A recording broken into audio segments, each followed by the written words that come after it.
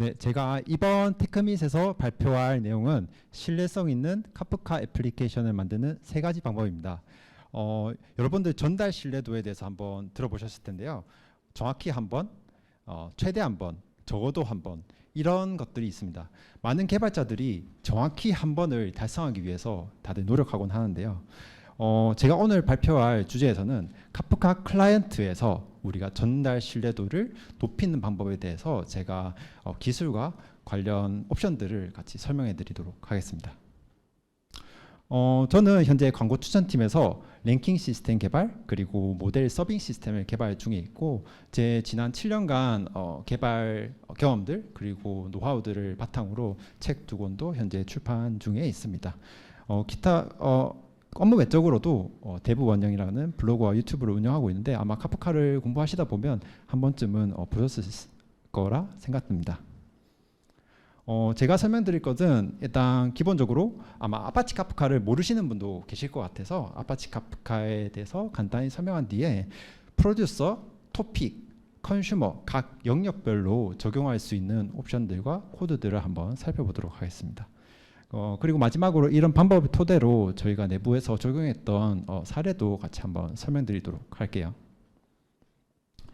흔히 여러분들이 실시간 데이터를 다룬다, 이벤트 데이터를 다룰 때는 지금 보이시는 화면과 같이 이벤트 드리븐 아키텍처와 스트림 데이터 파이프라인을 운영하곤 하죠.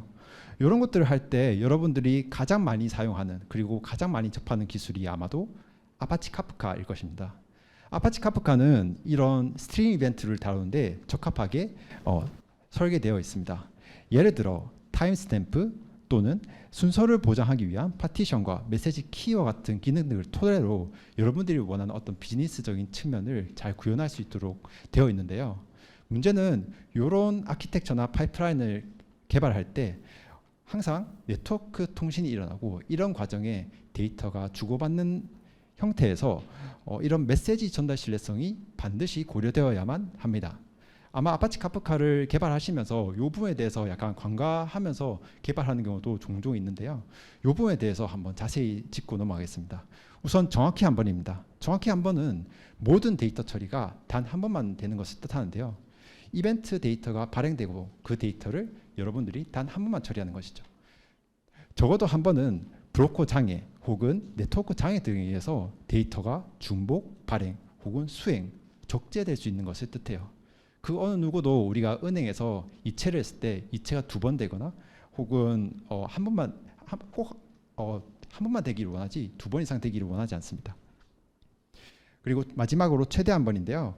이것도 마찬가지로 관련 장애에 의해서 데이터가 유실되는 것을 뜻해요.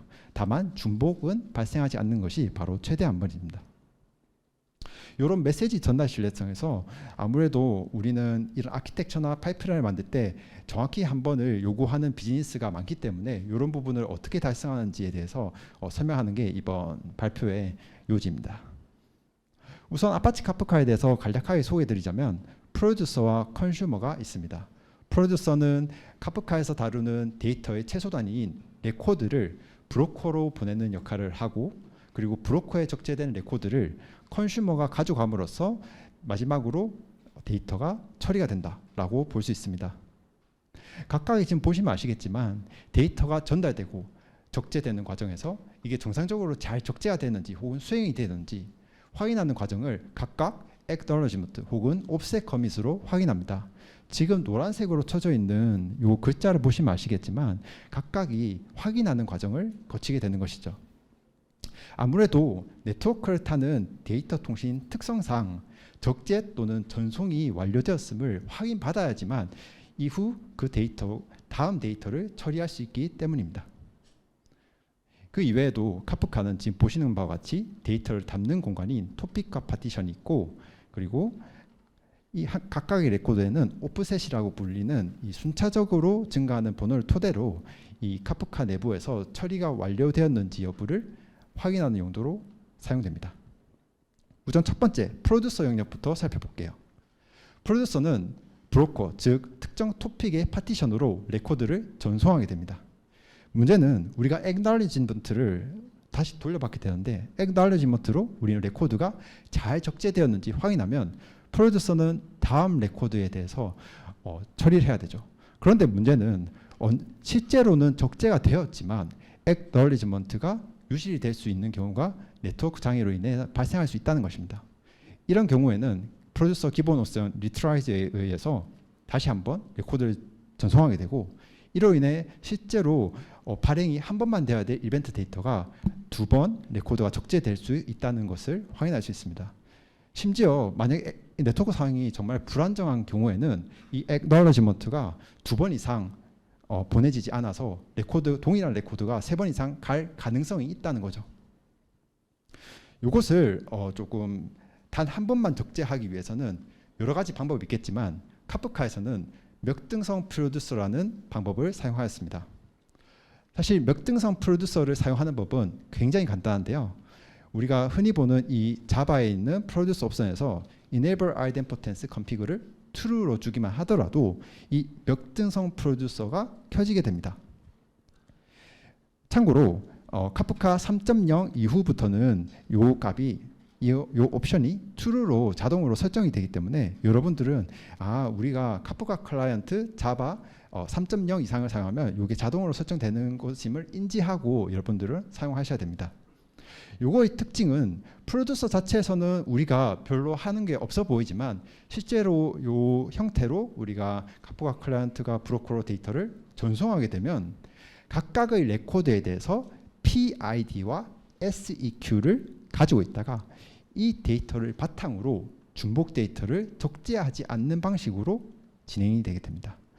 PID는 프로듀서의 유니크 아이디고 SEQ는 각각의 레코드에 붙는 시퀀스 넘버라고 볼 수 있습니다. 참고로 enable idempotence true로 옵션을 주게 되면 자동적으로 X라고 하는 acknowledgement, 즉 리더와 팔로우 파티션의 데이터가 적재되는 것을 확인하는 것을 모두 확인하도록 되어 있는데요. 다들 아시다시피 Xall로 설정하는 것은 X1에 비해서 느립니다. 다만 이것을 잘 작동시키기 위해서는 여러분들이 async 프로듀서라고 하는 콜백 방식으로 프로듀서의 레코드가 잘 적재되었는지 확인하는 방식으로 만드셔야지만 최종적으로 여러분들이 원하는 성능을 가질 수 있습니다.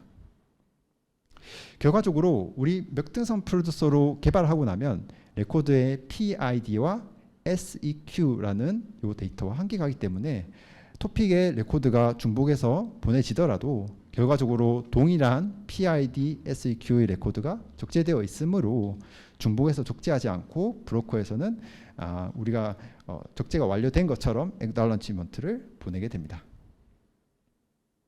이게 첫 번째 프로듀서와 브로커 간의 맥등성 프로듀서 동작입니다. 두 번째는 토픽 투 토픽의 메시지 전달입니다. 이벤트 드리븐 아키텍처는 이벤트를 로그로 처리하는데요. 이 로그라는 것은 변경이 되지 않고 계속 추가가 되는 어펜드가 되는 데이터를 뜻합니다. 이런 적재된 이벤트를 토대로 우리는 카프카에서는 지속적으로 컨슈머가 필요한 만큼 연산을 수행할 수 있고, 이런 과정을 토대서 느슨한 개발, 그리고 민첩성 향상, 이벤트 소싱 비용 감소, 리플레이와 같은 그런 특징 등을 가지죠. 저희가 속한 광고 추천팀에서는 다음과 같은 예시 데이터를 종종 사용하곤 하는데요. 저희 내부적으로 광고의 효율을 높이기 위해서 사용자의 광고 클릭 로그를 수집해서 데이터를 처리하는 형태도 많이 활용해요. 지금 보시는 것처럼 예를 들어 사용자의 광고 클릭 로그가 오면 광고주에게는 비용을 청구하고 매체사에서는 CPC 수익을 제공하는 이런 로직이 하나의 아토믹하게 데이터가 진행이 되어야 될 경우도 있는데요. 문제는 우리가 A 토픽을 가져가는 컨슈머의 장애가 발생하면 이 데이터가 하나의 데이터가 두 개로 이벤트로 발생할 때 이게 아토믹하게 진행이 되는 게 아니라 중복이 발생할 수 있다라고 볼 수 있죠. 왜냐하면 A에 있는 데이터를 한번 가져갔지만 커밋을 하지 못했기 때문입니다. 그렇기 때문에 커밋을 하지 못하게 되면 다시 컨슈머가 켜졌을 때 마지막 커밋 데이터부터 데이터를 처리하기 때문에 이 이벤트는 중복이 발생할 가능성이 있습니다. 이것을 막기 위한 방법은 사실 한 가지 방법밖에 없죠. 우리가 성공을 하거나 실패를 하거나 둘 중 하나만 돼야 됩니다. 카프카에서는 이런 스트림 이벤트 데이터를 하나로 묶기 위한 방법으로 트랜잭션을 사용합니다. 지금 보이시는 코드는 트랜잭션 컨슈머와 프로듀서를 함께 사용하는 코드입니다. 지금 상단에 보이시는 것처럼 컨슈머에서 데이터를 처리할 때 우선 트랜잭션 프로듀서를 설정하고 트랜잭션 프로듀서를 초기한 뒤에 우리가 컨슈머와 프로듀서 로직을 함께 사용하는 모습을 볼 수 있습니다. 이런 과정을 통해서 우리는 컨슈머에서 레코드를 가져오고 특정 레코드를 처리한 다음에 그 데이터를 그 다음 토픽으로 전송을 하죠. 그 다음 토픽으로 전송을 한 다음에 커밋을 수행해야 되는데 그 커밋을 바로 이 전송이 완료된 데이터와 함께 묶는 역할을 한다라고 볼 수 있습니다. 그렇기 때문에 우리가 흔히 알다시피 컨슈머가 데이터를 처리하고 나면 오프셋을 커밋을 하죠. 하지만 이런 트랜잭션 컨슈머 프로듀서를 함께 사용할 때는 컨슈머가 커밋을 하는 게 아니라 프로듀서가 send offset to transaction과 함께 프로듀서가 커밋 역할도 같이 수행하게 됩니다. 이런 결과로 이 커밋 트랜잭션이라고 하는 마지막 부분까지 토대로 우리가 컨슈머한 레코드 그리고 레코드를 발행한 것까지 하나의 트랜잭션으로 묶을 수 있다라고 볼 수 있죠. 보이시는 화면과 같이 트랜잭션을 묶었을 경우에는 지금 A 토픽에서 하나의 레코드만 가져가고 그리고 두 개의 레코드가 발행될 경우 그게 완료되었다라는 커밋까지도 하나의 아토믹한 원자성을 가진 레코드처럼 처리를 할 수 있다라고 볼 수 있습니다. 결과적으로 이 트랜잭션이 완료가 되지 않는다면 그 다음에 있는 컨슈머는 가져가지 않는 것이죠. 가져가지 않게 하려면 이 다음 컨슈머에서는 반드시 옵션 isolation 레벨을 read committed로 설정하셔야 됩니다.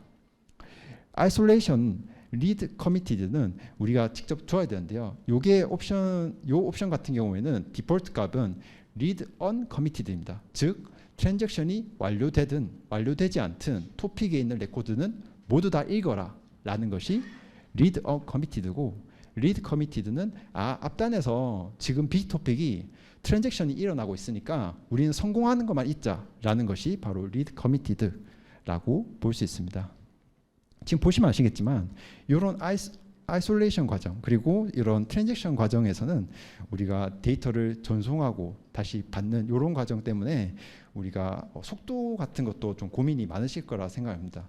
하지만 많은 자료가 저희가 내부적으로 테스트했을 때는 프로듀서 같은 경우는 일반 프로듀서 대비 3% 낮은 성능이 있는 것을 문서로 확인했고 컨슈머 같은 경우에는 지금 보시면 아시겠지만 사실 일반 컨슈머와 별 다르지 않습니다. 다만 트랜잭션이 완료된 데이터를 처리하기 때문에 결과적으로 커밋이 되는 즉 트랜잭션이 완료되는 시점까지 기다리기 때문에 end-to-end 레이턴시가 증가할 가능성이 있다라고 볼 수 있습니다.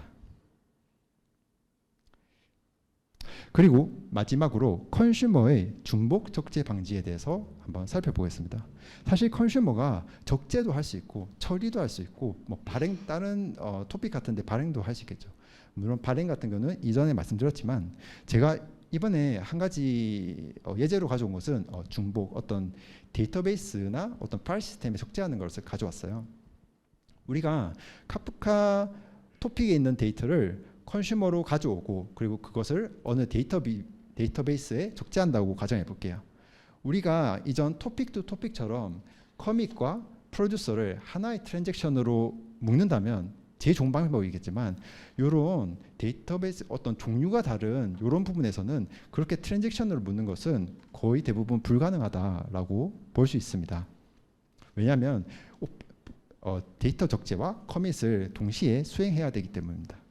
그래서 이것을 또 해결하는 방법을 제가 세 가지를 가져왔는데요. 첫 번째는 제일 쉬운 방법입니다. 바로 유니크 키를 사용하는 방법인데요. 이것은 여러분들이 이 유니크 키를 지원하는 데이터베이스에 데이터를 적재할 때 제일 적합한 방법이다라고 볼 수 있습니다. 예를 들어 오라클이나 MySQL도 이런 기능들을 제공하죠. 그렇기 때문에 이 레코드가 유일무이하다라는 것을 조금 알 수 있는 그런 키 같은 것을 사용하면 되는데 예를 들어 이벤트가 실제로 발생한 타임스탬프 같은 것들이 그 유니크 키가 될 수 있겠죠. 이런 것들을 통해서 단순한 로직으로도 저장소의 이 유니크 키의 중복을 막을 수 있다. 실제로 중복을 적재를 하지만 데이터가 중복을 막고 하나만 적재되는 것을 보장할 수 있습니다. 물론 이 저장소에 유니크 키 기능을 지원을 해야겠죠. 두 번째는 업서트를 활용하는 맥등성 컨슈머입니다. 업서트는 업데이트와 인서트를 섞은 단어인데요. 적재 시 중복되는 데이터가 있다면 업데이트를 하는 것이고, 만약에 그 키가 없으면 인서트를 하는 것입니다.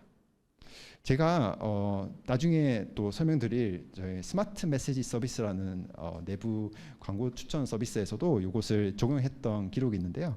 이 같은 경우에는 우리가 어떤 윈도우 리저트 같은 중간 결과값이 있고 최종 결과값이 있는 데이터 같은 경우에는 중간 결과값도 데이터베이스에 저장하고 싶겠죠. 그런 부분에서는 우리가 중간 계산 결과값을 업서트 형식으로 데이터를 적재하고 최종 결과값도 데이터를 적재하는 방식으로 우리가 활용할 수 있습니다. 몽고DB에서는 이런 업서트 방식을 지원하고 있죠. 마지막으로는 write ahead 로그인데요. 트랜잭션이 일어나기 전에 로그를 미리 기록하여 하나의 과정을, 이 적재 과정을 원자 단위로 묶는 것을 뜻하는데, 지금 보시다시피 파일이 두 개가 있고 각각의 데이터를 적재하고 어디까지 적재했는지를 기록하는 WAL 파일을 통해서 우리는 단 하나만 적재되는 것을 다시 한번 체크하는 로직으로 진행할 수 있습니다. 보시면 아시겠지만 두 갈래로 나눠지고 파일이 두 개 이상 만들어질 가능성이 있기 때문에 아무래도 이 레코드에 오프셋 관리 로직과 데이터 확인 로직이 들어가야 돼서 좀 복잡해질 수 있다라고 볼 수 있습니다. 이런 과정 모두 다 사실 저장소의 성능이나 로직에 따라 다르겠지만 일반적으로 이것을 그냥 하나만 계속 적재하는 것과 요 앞에 말씀드린 유니크 키, 업서트, 라이트 어웨이 로그 거의 일반적으로 그 적재 성능은 거의 비슷하다라고 볼 수 있겠네요. 제가 앞서 설명드린 세 가지 방법에 대해서 한번 정리해 드릴게요. 기본적으로 우리가 이벤트 드리븐이나 파이프라인 같은 것을 만들 때 프로듀서가 A 토픽을 보내고 A 토픽에서 다시 B 토픽으로 이벤트들을 발행하고 마지막으로 B 토픽에서 어떤 데이터베이스에 데이터를 저장하겠죠. 그런 경우에 지금 보이시는 화면과 같이 제일 처음에는 아이덴포텐스 프로듀서나 트랜잭션 프로듀서를 사용합니다. 만약에 여러분들이 발행하는 프로듀서의 레코드가 두 개 이상의 레코드가 하나의 아토믹하게 묶인다면 첫 번째 과정에서도 트랜잭션 프로듀서를 사용할 수 있겠죠. 그리고 이렇게 보낸 A 토픽의 데이터를 B 토픽으로도 보낼 때도 요거 앞서 설명드린 바와 같이 트랜잭션 컨슈머 프로듀서를 함께 사용하시면 됩니다. 마지막으로 컨슈머가 데이터베이스에 적재할 때 유니크 키, 업서트, WAL 컨슈머로 개발을 하면 됩니다. 내부 활용 사례에 대해서 간략하게 설명드리겠습니다. 저희 내부적으로는 요 스마트 메시지 서비스라고 해서 톡 채널을 소재 최적화, 타겟 최적화를 통해서 적합한 광고를 특정 유저에게 전송함으로써 광고주와 유저 윈윈하는 타겟팅 광고를 수행하는데요. 이때 카프카 스트림즈와 몽고DB를 활용해서 우리가 사용자의 클릭 로그를 분석해서 적합한 타겟팅을 하기 위해서 내부적으로 구현해 왔습니다. 이거 구현하기 위해서 우리는 몽고DB에 실시간으로 들어오는 이벤트 데이터를 각각의 이벤트에 대해서 데이터를 처리하는 게 아니라 이것을 텀블링 윈도우 단위로 묶어가지고 우리가 어떤 시간마다 일정 주기마다 모델링 계산을 통해서 이 타겟팅을 만들도록 개발을 했었는데요. 이 당시 개발할 때도 마찬가지로 저희는 업서트 방식을 사용했었습니다. 기본적으로 카프카 스트림즈를 사용했고 카프카 스트림즈에서는 지금 상단에 보이시는 것처럼 사용자의 어떤 리액션 로그 같은 것들을 취합해서 그 취합한 데이터를 바탕으로 우리는 몽고DB에 적재했어야 되는데 몽고DB에 적재할 때 업서트 방식으로 적재하려면 키가 필요합니다. 이 키를 바로 윈도우 키를 사용했었는데요. 즉 우리가 이벤트 윈도우, 즉 우리는 00초부터 05초까지의 윈도우를 적재한다라는 것을 우리 윈도우 키고 업서트 키로 활용하였습니다. 카프카 스트림즈 같은 경우에는 여러분들이 요 윈도우 과정을 개발해 보시면 아시겠지만 요 커밋 할 때마다 윈도우의 중간 기록이 아웃풋으로 나오게 됩니다. 그렇기 때문에 여러분들이 최종 윈도우 데이터만 원하신다면 서프레스 같은 메서드를 사용해야겠지만 일반적으로 그걸 사용하지 않고도 적재하기 위한 방법으로 이렇게 윈도우 키를 바탕으로 업서트를 수행하시게 되면 커밋 시점에 중간 데이터 결과값도 적재하고 결과 데이터가 완료된 이후에 최종 결과값도 저장함으로써 결과적으로는 최종 데이터만 취득하게 되는 그런 형태로 가지게 되는 것이죠.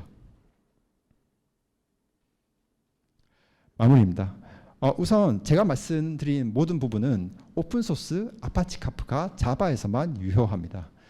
자바가 아닌 다른 언어들 고랭이나 뭐 파이썬 같은 언어에서는 이런 로직들이 지원하는지 여부를 각자 알아보셔야 되고 그 지원하지 않은 경우도 많고 일부만 지원하는 경우도 많으니까 이런 부분에 대해서 반드시 생각하시고 조금 다가가셔야 될 것 같고요. 그리고 메시지 전달 신뢰성 테스트는 사실 실제로 뭔가 테스트하거나 수행하기가 굉장히 까다롭습니다. 당연하게도 우리가 그 장애사항을 동일하게 만들기가 굉장히 어렵고 특히 레플리케이션 속도, 커밋 시점, 파티션 분배 같은 것들이 우리가 뭐 라이브된 상황이든 뭐 대부 환경이든 그 상황을 만들기가 굉장히 어렵기 때문입니다. 그리고 이 모든 것들이 사실 특히 토픽 투 토픽 같은 경우에는 단일 카프카 클러스터에서 이런 트랜잭션으로 대응이 가능하지 서로 다른 카프카 클러스터에는 연동시에는 좀 다른 관점으로 좀 고민이 필요할 것 같습니다. 기본적으로 토픽 투 토픽에서 트랜잭션을 묶는 거는 저는 모두 동일 카프카 클러스터 과정을 뜻하는데 많은 회사에서 카프카 클러스터를 단일 하나만 쓰는 경우만 있는 게 아니라 또 여러 카프카 클러스터를 용도에 따라 쓰는 경우도 많기 때문에 그 부분에 대해서는 한 번 더 좀 고민이 필요할 것 같아요.